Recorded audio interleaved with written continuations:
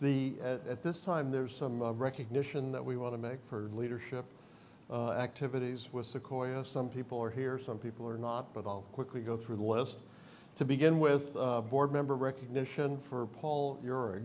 Many of you probably know Paul or have encountered him. Paul was a long-term board member of Sequoia. I think Paul was around, since the early days.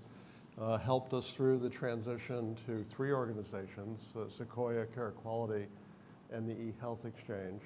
Was a longtime board member, served on just about every strategic committee and discussion we had, was an original co-chair of our information blocking activity, was a co-chair of our governance council.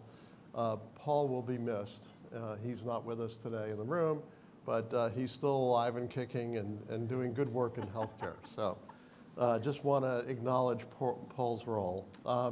And I'd also like to ask Dr. Stephen Lane to come to the stage for recognition. Stephen will probably be surprised by this. But Dr. Stephen Lane, Steve and I have played tag team on the Care Quality Steering Committee for over 6 years. I spent 3 years as the chair, he 3 years as the co-chair. And then we decided to switch seats, and he became the chair, I became the co-chair. And at the advent of the separation of the 3 organizations, we had to make a choice about staying with Care Quality or coming to Sequoia on the board where we had previously been. So Steve is here to be recognized for a Lifetime Leadership Award. And Steve, sometimes people would say if you've just been recognized for lifetime leadership, where do you go from here? Drop dead. Where do you go from here? But in Steve's case, his trajectory has just begun. Steve has made enormous contributions to Sequoia over the years, to Care Quality over the years. And Steve is recognized throughout the industry. Has been a member of High Tech, among other things, an informaticist by training, and recently moved to Health Gorilla, which is an organization of some note. And Steve, yes, indeed, we were kidding with Dave Castle, why he didn't bring his gorilla suit today, but we'll forgo that.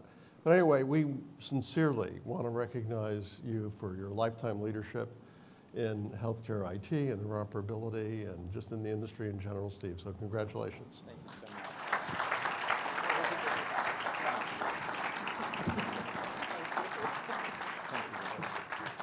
The award contained in that leather case is a compass.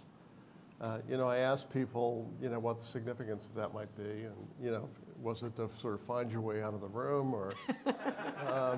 And I was told that the significance is, to find the path forward in interoperability, and I think that sort of says it all. It's quite significant. I'd also now like to introduce Lee Barrett, who, when he's not spending time as a haberdasher, is the co-chair of our Leadership Council, and Lee will be recognizing some work group leaders that are very deserved. Thanks. Lee, come on.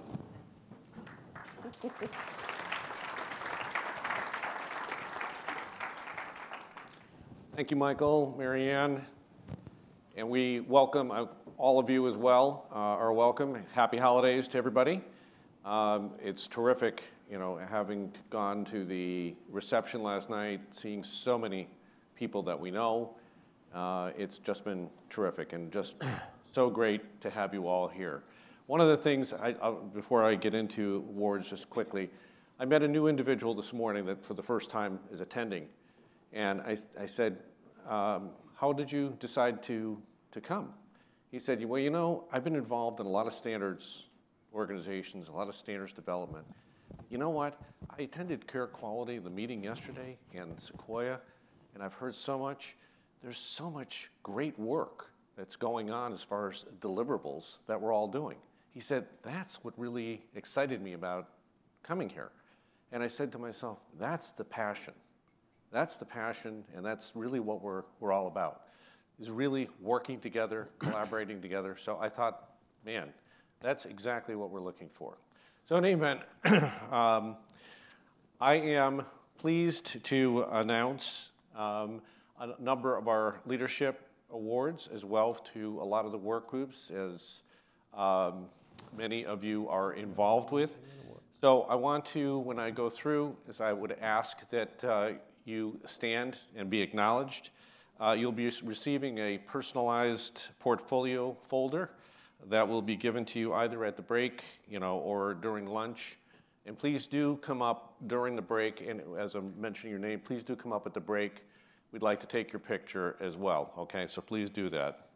Our thanks on behalf of the Sequoia Project and my co-chair, Dr. Stan Huff, as well, the Leadership Council as well, for your leadership, really the tremendous work that each of the work groups is contributing really to the promulgation of interoperability in the whole healthcare ecosystem, and we really are appreciative for all the work that you're doing.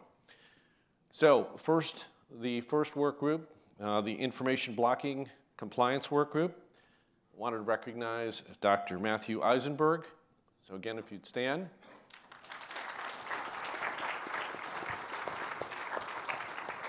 Josh Mast as well. I think Josh is here. Josh. And Ammon Fillmore, who is not able to attend, but again, great work on behalf of all of the information blocking work. Thank you both very much. The Stakeholder Engagement Work Group, there's been a tremendous amount of work as well done in this whole Stakeholder Engagement Work Group, and I want to recognize Melanie Marcus as well. Melanie, thank you. The Consumer Voices Work Group, I'd like to ask Shauna Koss. I think Shauna's here. There she is, over there. And Dr. Grace Cordovano, and I don't believe Dr. Cordovano is able to attend, but I wanted to recognize both of them. Thank you very much. The Emergency Preparedness Information Work Group, Nora Belcher. I think Nora's here. Is Nora here? Okay, not. And Adam Harrell. Is Adam here? Okay, well, again, our thanks to both of them for all of the work effort on the Emergency Preparedness Information Work Group. And then data usability. I'd like to recognize Dr. Adam Davis. Is Dr. Davis here? Okay, Dr. Davis is not here.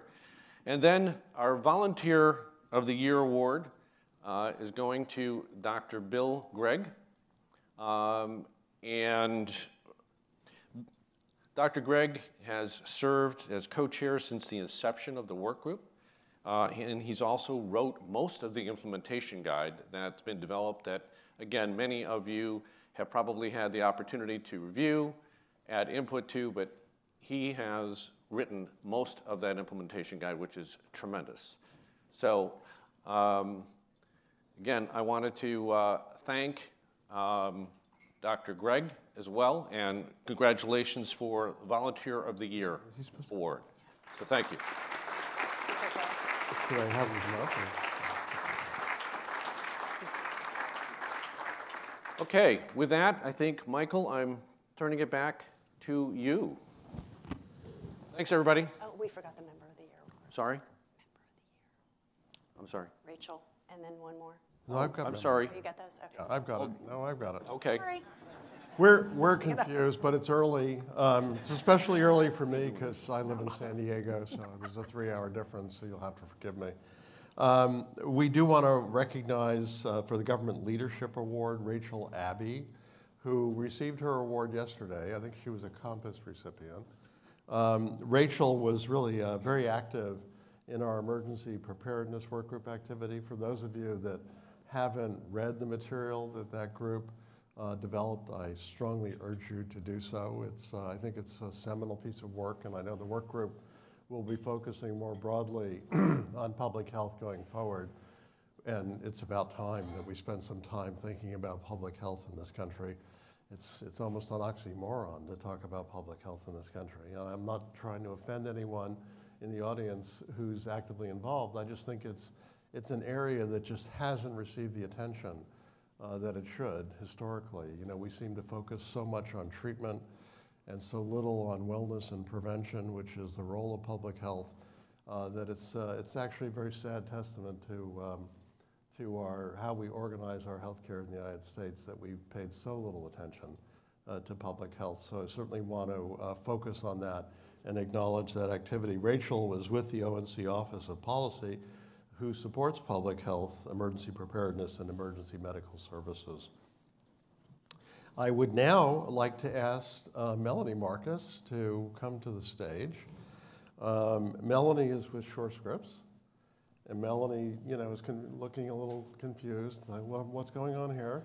Well, Melanie, Shore Scripts is being recognized as the Member of the Year, and you're here to receive the Member of the Year award. There you go. Wow. I'll be giving you something else. I think you have to take that back to your organization, Melanie. Though.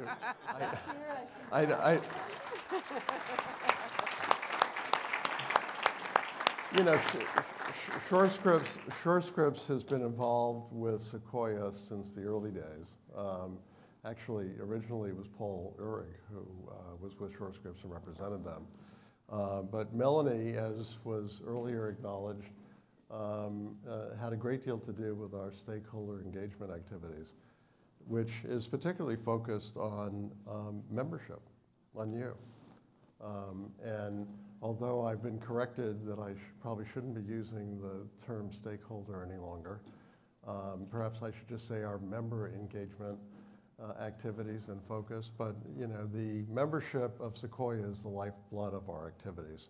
And we are spending a lot of time thinking about how to better serve our membership, our current membership, but also how to draw in others who can support the activities of Sequoia and add to the diverse viewpoints represented in this room. So that's the purpose of the recognition for that group, and Melanie's leadership in that activity was really enormous.